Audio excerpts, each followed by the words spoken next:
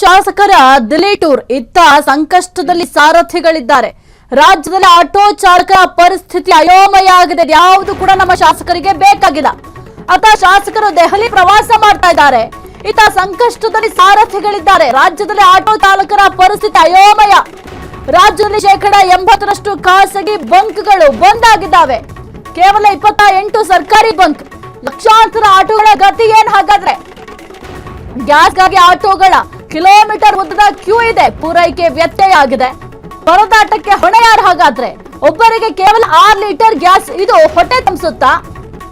ಈ ಮಧ್ಯೆ ಖಾಸಗಿ ಬಂಕ್ಗಳ ಒಂದು ದಗಲ್ಬಾಜಿ ಕಡಿವಾಣ ಇಲ್ವಾ? No stock board. ಸರ್ಕಾರ ಇನ್ನೂ ನಿದ್ದೆ ಮಾಡ್ತಾ ಇದ್ಯಾ? ಈ ಒಂದು ನಿದ್ದೆಯಿಂದ ಎದ್ದಿಲ್ವಾ ಸರ್ಕಾರ? ಜನರ ಸಮಸ್ಯೆಗಳನ್ನ ಯಾಕೆ ಆಲಿಸ್ತಾ ಇಲ್ಲ ಸರ್ಕಾರ? ಅತ್ತ ಶಾಸಕರು ದೆಹಲಿ ಪ್ರವಾಸ ಮಾಡ್ತಾ ಇದ್ದಾರೆ. ಅವರಿಗೆ ಕೇವಲ ಸಚಿವರಾಗಬೇಕು ಅಷ್ಟೇ. ಜನರ ಸೇವೆ ಮಾಡ್ಲಿಕ್ಕೆ ನಮ್ಮ ಶಾಸಕರಿಲ್ಲ. ಕೇವಲ ಅವರ ಸಚಿವರಾಗಬೇಕು, ಆಡಳಿತವನ್ನ ನಡೆಸಬೇಕು. ಜನರಿಗೆ ಸಮಸ್ಯೆಗಳು ಏನಾದ್ರೂ ಅವ್ರಿಗೇನಾಗ್ಬೇಕು? ನೀವು ಗಮನಿಸ್ತಾ ಇದ್ರ ಎಲ್ಲೇ ನೋಡಿ ಒಂದು 3-4 ದಿನಗಳಿಂದಲೂ ಕೂಡ ಈ ಒಂದು ಆಟೋ ಚಾಲಕರ ಪರಿಸ್ಥಿತಿ ಹೇಳದಿರದ್ದಾಗಿದೆ. ದಿನಪೂರ್ತಿ ಈಗ ಗ್ಯಾಸ್ ಫಿಲ್ ಮಾಡಿಸ್ಕೊಳ್ಬೇಕಂದ್ರೆ ಒಂದು ದಿನ ಪೂರ್ತಿ ನಿಲ್ಲಬೇಕು. ಅವತ್ತಿನ ಒಂದು ದಿನದ ಬಾಡಿಗೆ ಏನಿರುತ್ತೆ ಕಂಪ್ಲೀಟ್ ಹಾಳಾಗತ್ತೆ. ಪರದಾಡ್ತಾ ಇದ್ದಾರೆ. ಯಾವುದು ಕೂಡ ನಮ್ಮ ಶಾಸಕರಿಗೆ ಬೇಕಾಗಿಲ್ಲ. ಮೇ ಬಿ ನಮ್ಮ ಶಾಸಕರು ಮರ್ತಿರ್ಬೇಕು. ಜನರಿಂದ ನಾವು ಆಯ್ಕೆ ಆಗಿದ್ದೀವಿ, ಜನರ ಸೇವೆ ಮಾಡಬೇಕು, ಜನರ ಹಿತಾಸಕ್ತಿಯನ್ನ ಕಾಪಾಡಬೇಕು, ಜನರ ರಕ್ಷಣೆ ಮಾಡಬೇಕು ಅನ್ನೋದನ್ನ. ಕೇವಲ ಸಚಿವರಾಗಬೇಕು ಅಷ್ಟೇ ಅವ್ರಿಗೆ, ಬೇರೆ ಇನ್ನೇನ್ ಬೇಕಾಗಿಲ್ಲ. ನಿಜಕ್ಕೂ ಕೂಡ ಯಾಕೆ ಜನರ ಸಮಸ್ಯೆ ಅಂದ್ರೆ ಇಷ್ಟೊಂದು ಕೇರ್ಲೆಸ್ ಮಾಡ್ತಾ ಇದ್ದೀರಾ? ಲಕ್ಷಾಂತರ ಆಟೋಗಳು ನಿಂತಲೇ ನಿಂತಿದ್ದಾವೆ. ಅದ್ಯಾವ್ದು ಕೂಡ ನಿಮಗೆ ಕಾಣಿಸ್ತಾ ಇಲ್ವಾ? ಗ್ಯಾಸ್ಗಾಗಿ ಆಟೋಗಳು ಅಂದ್ರೆ ಆಟೋ ಚಾಲಕರೇನಿದ್ದಾರೆ ಕಿಲೋಮೀಟರ್ ಗಟ್ಟಲೆ ಕ್ಯೂ ನಿಲ್ತಾರೆ. ಈಗ ಆ ಒಂದು ಏನು ಗ್ಯಾಸ್ ಫಿಲ್ ಮಾಡಿಸ್ಕೊಳ್ಳಿಕ್ಕೆ ಅಂತ ಹೋಗ್ತಾರೆ, ಆ ಒಂದು ಸಂದರ್ಭದಲ್ಲಿ ಎಷ್ಟು ಆಟೋಗಳಿಗೆ ಫಿಲ್ ಆಗುತ್ತೆ ಅನ್ನೋದು ಕೂಡ ಇಂಪಾರ್ಟೆಂಟ್ ಆಗುತ್ತೆ. ಸುಮಾರು ಒಂದು 100 ಆಟೋಗಳಿದಾವೆ ಅಂತ ಅಂದ್ರೆ ಒಂದು 20 ಆಟೋಗಳಿಗೆ ಗ್ಯಾಸ್ ಸಿಗುತ್ತೆ. ಮಿಕ್ಕಿದ ಆಟೋಗಳ ಗತಿ ಏನು? ಎಸ್ ಕುರಿತು ಹೆಚ್ಚಿನ ಮಾಹಿತಿ ನೀಡ್ತಾರೆ ನಮ್ಮ ಪ್ರತಿನಿಧಿ ರೋಹನ್. ಸದ್ಯಕ್ಕೆ ನಮ್ಮ ಶಾಸಕರಿಗೆ ಸಚಿವ ಸ್ಥಾನದ ಮೇಲೆ ಕಣ್ಣಿದೆ. ಜನರ ಸಮಸ್ಯೆ ಬೇಕಾಗಿಲ್ಲ. ಯಾಕೆಂದ್ರೆ ಜನರಿಂದ ಆಯ್ಕೆ ಆಗಿದ್ದೀನಿ ಅನ್ನೋದನ್ನ ನಮ್ಮ ಶಾಸಕರು ಸ್ವಲ್ಪ ಮರ್ತಿರ್ಬೇಕು ಅನ್ಸುತ್ತೆ. ಖಂಡಿತ ನೀವು ಹೇಳ್ತಾರೆ ಮಾತು ನಿಜ. ಯಾಕಂತಾರೆ ಒಬ್ಬ ಸಚಿವರಾಗಿ ದಿನನಿತ್ಯ ಆಗು ಹೋಗುಗಳ ಬಗ್ಗೆ ಏನು ಸಮಸ್ಯೆಗಳು ಏನಿದೆ ಅದನ್ನ ಗಮನ ಹರಿಸಬೇಕು. ಪ್ರತಿಯೊಂದು ಗ್ಯಾಸ್ ಸ್ಟೇಷನ್ಗಳ ಹತ್ರ ಹೋಗಿ ಇವನ್ನೆಲ್ಲವನ್ನು ಕೂಡ ಗಮನ ಹರಿಸಿ ಅವರ ಒಂದು ಕಷ್ಟಗಳನ್ನ ಆಲಿಸಬೇಕೆ ಹೊರತು ಆರಾಮಾಗಿ ಈ ರೀತಿಯಾಗಿ ಇರೋದು ನಿಜಕ್ಕೂ ಕೂಡ ನಮ್ಮ ಜನರ ದುರಂತ ಅಂತಾನೆ ಹೇಳ್ಬೋದು. ಸಾಹಿತ್ಯ ನಗರದಲ್ಲಿ ಇದು ಉಂಟಾಗಿರ್ತಕ್ಕಂಥ ಈ ಒಂದು ಆಟೋ LPG ಪೂರೈಕೆ ಆಗಿದೆ. ಈ ಆಟೋ ಚಾಲಕರ ಸಂಕಷ್ಟ ಇವತ್ತು ಕೂಡ ಮುಂದುವರೆದಿದೆ ಅಂತಾನೆ ಹೇಳ್ಬೋದು. ಕೆಲವು ಕಡೆ LPG ಬಂಕ್ಗಳು ಕೂಡ ರೇಟ್ ಜಾಸ್ತಿ ಆಗಿದೆ ಬೋರ್ಡ್ ಕೂಡ ಈಗಾಗಲೇ ಹಾಕಿದ್ದಾರೆ. ಆಟೋ ಚಾಲಕರು ಕೂಡ ಆಕ್ರೋಶವನ್ನು ವ್ಯಕ್ತಪಡಿಸ್ತಾರೆ. ಗಂಟೆಗಟ್ಟಲೆ ಕ್ಯೂ ಕಾಯುವಂತ ಪರಿಸ್ಥಿತಿ ಇದೆ. ಅಷ್ಟು ಕಾದ್ರೂ ಕೂಡ ಗ್ಯಾಸ್ ಕೂಡ ಸಿಗದೆ ವಾಪಸ್ ಹೋಗುವಂತ ಪರಿಸ್ಥಿತಿ ಕೂಡ ಈಗ ಎದುರಾಗಿದೆ. ಈಗ LPG ಪೂರೈಕೆ ಏನು ದುರ್ಬಳಕೆ ಆಗುವ ಸಾಧ್ಯತೆ ಇತ್ತಲ್ಲ, ಅವು ಎಲ್ಲವೂ ಕೂಡ ಖಾಸಗಿ ಬಂಕ್ಗಳು ಈಗ LPG ಸರಬರಾಜು ಈಗಾಗಲೇ ಸ್ಥಗಿತಗೊಳಿಸಿದೆ ಅಂತ ಹೇಳ್ಬೋದು. ಹೀಗಾಗಿ ಎಲ್ಲ LPG ಮತ್ತು ಖಾಸಗಿ ಸ್ಟೇಷನ್ಗಳಿವೆ 80% ಕೂಡ ಈಗಾಗಲೇ ಬಂದ್ ಆಗಿವೆ.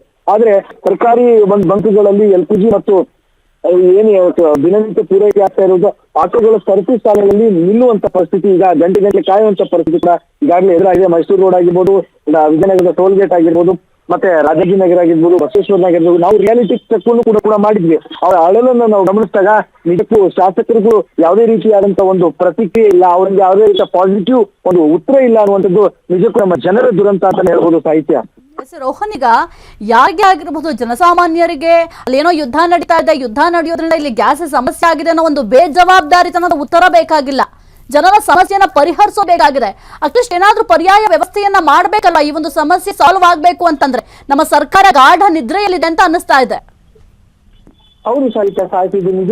ಏನಂತಂದ್ರೆ ಇದರಿಂದ ಸರ್ಕಾರ ಏನಂತ ಇದ್ರಿಗೆ ಯಾವುದೇ ರೀತಿಯಲ್ಲಿ ಗಮನ ಹರಿಸ್ತಾ ಇಲ್ಲ. ಆರಾಮಾಗಿ ತಮ್ಮ ಒಂದು ಜೀವನ ಶೈಲಿಯನ್ನು ಅವರು ಗಮನಿಸಿದಾಗ ಜನರ ಕಷ್ಟವನ್ನು ಕೂಡ ಆಳ್ಸುವಂತ ಒಂದಷ್ಟು ಕಿಂಚಿತ್ತು ಕೂಡ ಮಾನವೀಯತೆಯಲ್ಲಿ ಕಳ್ಕೊಂಡು ಸರ್ಕಾರ ಅನ್ನುವಂಥದ್ದು ಸಹಜವಾಗಿ ಪ್ರಶ್ನೆ ಬರುತ್ತೆ. ಪ್ರತಿದಿನ ಈ ಎಲ್ಲ ಗ್ಯಾಸ್ ಬಂಕ್ಗಳಲ್ಲಿ ಕೂಡ ನಾವು ಪ್ರತಿದಿನ ಕೂಡ ಫ್ರೀಡಮ್ ಟಿವಿ ನಾವು ರಿಯಾಲಿಟಿ ಚೆಕ್ ಮಾಡ್ತಾನೆ ಇದ್ದೇವೆ. ಬೆಳಗ್ಗೆನೂ ಕೂಡ ರಿಯಾಲಿಟಿ ಚೆಕ್ ಮಾಡ್ತಾನೆ ಇದ್ದೇವೆ. ಕಾದು ಬಿಟ್ಕೊಂಡಿರುವಂತ ಆಟೋಗಳನ್ನ ಗಮನಿಸಿದಾಗ ಅವರು ಆಡುವಂತಹ ಭಾಷೆಗಳನ್ನ ಕೇಳಿದಾಗ ಅವರ ಕಷ್ಟ ನಿಜಕ್ಕೂ ಕೂಡ ದೊಡ್ಡ ಮಟ್ಟದಲ್ಲಿದೆ ಅಂತಾನೆ ಹೇಳ್ಬೋದು. ಏನಂತಂದ್ರೆ ಮೊನ್ನೆ ಕೂಡ ನಾವು ನಗರದಲ್ಲಿ 3 LPG ಸ್ಟೇಷನ್ಗಳನ್ನು ಕೂಡ ರಿಯಾಲಿಟಿ ಚೆಕ್ ಮಾಡಿದ್ವಿ. ಆ ಒಂದು LPG ಸ್ಟೇಷನ್ಗಳಲ್ಲಿ ಸುಮಾರು 50ರಿಂದ 60ಕ್ಕೂ 100ಕ್ಕೂ ಆಟೋಗಳು ಕ್ಯೂ ಅನ್ನು ಹಚ್ಚಿ ನಿಂತಿದ್ವು ಆ ಒಂದು LPGಗೋಸ್ಕರ. ಆದ್ರೆ ಅಲ್ಲೂ ಕೂಡ LPG ಒಂದು 300 ರೂಪಾಯಿ ಒಂದು 300ರಿಂದ 500 ರೂಪಾಯಿ ಅಷ್ಟೇ ಸೀಮಿತವನ್ನುಗೊಳಿಸಿದ್ದಾರೆ. ಇವನ್ನೆಲ್ಲವನ್ನೂ ಕೂಡ ಎಚ್ಚೆತ್ತುಕೊಂಡು ರಾಜ್ಯ ಸರ್ಕಾರ ಮುಂದಿನ ದಿನಗಳಲ್ಲಿ ಯಾವುದೇ ರೀತಿಯಾಗಿ ಗಮನ ಹರಿಸಲಿಲ್ಲ ಅಂತಂದ್ರೆ ಆಟೋ ಚಾಲಕರು ಜನಸಾಮಾನ್ಯರು ದಂಗೆ ಹೇಳುವ ಪರಿಸ್ಥಿತಿ ಮುಂದಿನ ದಿನಗಳಲ್ಲಿ ಬಂದೇ ಬರುತ್ತೆ ಅಂತಾನೆ ಹೇಳ್ಬೋದು ಸಾಹಿತ್ಯ. ರೋಹನ್, ಇದರ ಜೊತೆಗೆ ಈಗ ಖಾಸಗಿ ಬಂಕ್ಗಳು ಮನಸ್ಸೋ ಇಚ್ಛೆ ಒಂದು ದರವನ್ನ ನಿಗದಿ ಮಾಡ್ತಾ ಇದ್ದಾರೆ.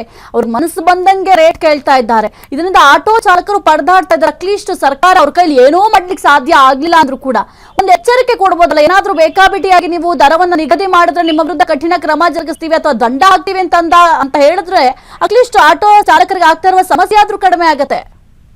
ಹೌದು ಏನಂತಂದ್ರೆ ಈಗ ಕೆಲವೊಂದು ಖಾಸಗಿ ಬಂಕ್ಗಳಲ್ಲಿ ಅಂದ್ರೆ ಸರ್ಕಾರಿ ಸ್ವಾಮ್ಯದಲ್ಲಿ ಇರ್ತಕ್ಕಂಥ ಬಂಕ್ಗಳಲ್ಲಿ ಹಿಂದೆ ಇದ್ದಂತಹ ರೇಟ್ ನಾವು ಗಮನಿಸಿದಾಗ 45ರಿಂದ 54 ರೂಪಾಯಿ ಇತ್ತು. 54ರಿಂದ 62 ರೂಪಾಯಿ ಬಂತು. ಈ ಮೊನ್ನೆ ಈ ಒಂದು ಯುದ್ಧದ ಎಫೆಕ್ಟ್ ನಿಂದ ಈಗ 99 ಏರಿಕೆ ಆಗಿದೆ. ಆ ಬಳಿಕ ಇನ್ನು ಖಾಸಗಿ ಪ್ರೈವೇಟ್ ಬಂಕ್ಗಳಲ್ಲಿ ನೀವು ಏನಾದ್ರೂ ಗಮನಿಸ್ತಾರ, ನಾವು ಗಮನಿಸಿದಂತ ಸಂದರ್ಭದಲ್ಲಿ ಮೊನ್ನೆ ಒಂದು ಹೆಲ್ತ್ ಚೆಕ್ ಅನ್ನು ಕೂಡ ಮಾಡಿದ್ವಿ. ಸುಮಾರು ಏನಂತಂದ್ರೆ 110 ರೂಪಾಯಿ 130 ರೂಪಾಯಿ, ಕೆಲವೊಂದು ಬಂಕ್ಗಳು 150 ಇತಿಮಿತಿಯಿಂದ ರೀತಿಯಾಗಿ ಒಂದು ರೇಟ್ ಅನ್ನ ಗಗನಕ್ಕೆ ಸೇರಿಸಿರುವಂತಹ ಒಂದು ಅಲ್ಲಿ ಕಾಣಿಸ್ತು ನಮ್ಗೆ. ಅದನ್ನ ನೋಡಿದಂತ ಸಂದರ್ಭದಲ್ಲಿ ಈ ರಾಜ್ಯ ಸರ್ಕಾರ ಎಲ್ಲವನ್ನೂ ಕೂಡ ಗಮನ ಇಟ್ಕೊಂಡು ಒಂದು ಕಟ್ಟುನಿಟ್ಟಿನ ಕ್ರಮಗಳನ್ನು ಕೂಡ ಕೈಗೊಳ್ಳಬೇಕು. ಇಲ್ಲೇ ಹೋದಂತ ಸಂದರ್ಭದಲ್ಲಿ ಇದು ಕೆಲವೊಂದ್ ಕಡೆ ಗಮನಿಸ್ತೀವಿ. ಏನಂತಂದ್ರೆ ಈ ಪೊಲೀಸ್ ಅಧಿಕಾರಿಗಳು, ಪೊಲೀಸ್ ಇಲಾಖೆ ಅಧಿಕಾರಿಗಳು ಬಂದು ಶಮನ ಮಾಡುವಂತ ಒಂದು ಬಂಕ್ಗಳನ್ನು ಕೂಡ ಗಲಾಟೆಗಳು ಕೂಡ ನಡೀತು.